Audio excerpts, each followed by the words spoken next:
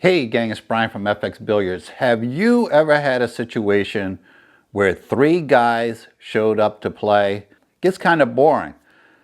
When you have 3 people, there's a great game that you can play. It is called Cutthroat. It is a great opportunity for 3 players to play.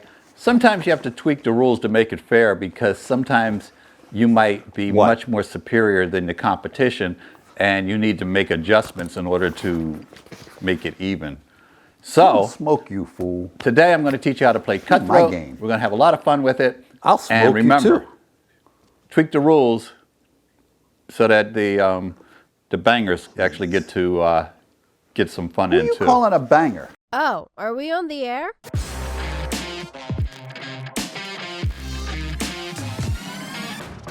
The way Cutthroat is played is each player of the 3 is assigned a set of balls. One player will be assigned the low balls 1 through 5. The next player will get 6 through 10. And the next player will get 11 through 15. Now, how you decide on who gets which balls is really up to you. We would just say, okay, you'll be 1 to 5, you'll be 6 to 10, you'll be 11 to 15. Now, that said, you've got the table divided. When you rack, you're going to rack just like an 8-ball rack. So you're going to put, it doesn't matter if the 8-ball is in the middle though, because you're going to put 1 low ball, 1 medium ball, and 1 high ball on each of the corners of the rack. Now, once that is done, this is how the game is played. Your job, the mission, the object of the game, is to make everyone else's balls except your own. Actually, we'll get into some rule variations later, but the bottom line is whoever has a ball on the table at the end of the game is the winner. Let's say you have 6 to 10. Your mission is to get rid of 1 to 5 and 11 to 15 and have at least one of your balls on the table at the end of the game. Now, this is a very important rule here. If someone fouls, each of the players that didn't foul, each of the other 2 players gets to have a ball brought back out of the pocket and spotted. For those of you who don't play games where you spot balls, this is how balls are spotted. When a ball comes out of a pocket, obviously it goes on the spot. The next ball is going to go directly behind it. Now, what if you have a situation where there's a ball that is really close to the spot? How do you spot the next ball? If it's really close to the spot and you can't put the next ball on the spot, you follow that straight line that goes back from the spot. So you're always moving straight back, but you're not going to push the ball out of the way or, something wacky like that. You're just going to put them in as straight a line from the spot as you can. So I know some of you play games where you've never had to spot a ball. I just want to make sure everyone understands how to do that. You might be eliminated. Let's say you're 1 to 5 and someone shoots off 1 to 5 or the other 2 guys combined have eliminated all your balls. You're not shooting anymore. But if someone fouls, your ball is going to be one of the other ones that come up. So you could be eliminated and pulled back into the game. So don't leave the room if you get eliminated, especially if you're an intermediate player playing with other intermediate players or beginner players, because people foul an awful lot. So you can get back into the game. Now, here's the problem with this game. If you have just one guy who is skilled, let's just call him an APA 5 or 6, especially a 7. He can run racks at the drop of a dime.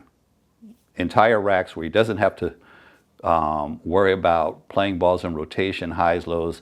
He's probably going to be a favorite to run a rack. If you have 2 intermediate players and 1 advanced player, that advanced player is going to win this game 90% of the time. Not a third of the time, 90% of the time. If he loses, it's going to be a fluke because chances are he's going to run the table. This is what it looks like when you play against an advanced player. So here's the problem. You got a very good player. Maybe you have 2 very good players and 1 intermediate player or lower level player. How do you even the playing field? You can do a couple variations of this game. you can force the advanced player to shoot balls in rotation. If he's that much higher skilled than you are, force him to shoot off his opponent's balls in numerical order. This will make the game a lot more interesting. Another good variation, one that I would like to play with intermediate players, is I'll play the balls left-handed. So I'm working on my offhand, evened out the skill levels a little bit, and everybody has fun. Also, if you have 3 highly skilled players, one of the things you can do is just switch up the game. So now you've got 1 to 5, 6 to 10, 11 to 15, but now the goal is to shoot off your balls first, but in numerical order.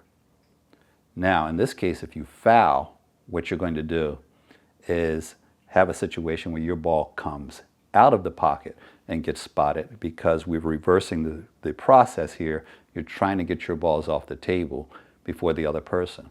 Now you're thinking, well, now this advanced player only has 5 balls to make. But those of you who tried to run balls in rotation with 15 balls on the table, you understand the difficulty here. His balls are going to be mixed throughout the entire rack with everyone else's balls. So there are different variations you can play. You can make up your own rules. Do whatever you need to do to tweak it so that it's fair to everyone. You might even want to say, okay, the advanced player has only 2 balls at the start of the rack. However you want to do it, you can tweak the rules to make it work out for your situation. Unfortunately, most of the people that I play this with are relatively casual players, not a lot of advanced players. So it gets a little too easy for me. But as I said, tweak the rules and make them whatever you want, and then tweak them again if you need to. If one player is running away with the game, change the rules. One of the rules that I always played with was you are allowed to make your own ball. So if you need to play, let's say you're 1 to 5 and you need to play the 2 to get to your opponent's 11, and you shoot it in the pocket, as long as you're making a ball, and we always called our shots, by the way, but as long as you're making a ball, you continue to shoot. So I actually had situations in the past where I was playing this game and I shot off 3 of my balls for no other reason than to get to a point where I could run out the rest of the table. So you can decide how you want to play it. I suggest you play that way because it eliminates stalemates and it eliminates situations where it's just not fair to the person who managed to run all of the rack except for a couple balls. Tweak the rules yourself, enjoy it, agree on the rules before you start playing, and have fun with it. Hit me in the comments and let me know if you've ever played Cutthroat, if you like it, and if you intend on playing it going forward. Because when you've got 3 guys, this is a great game. Have a great day. Don't forget to subscribe. Talk to you soon. Tweak the rules so that the bangers actually get to get some fun Who in are you too. calling a banger?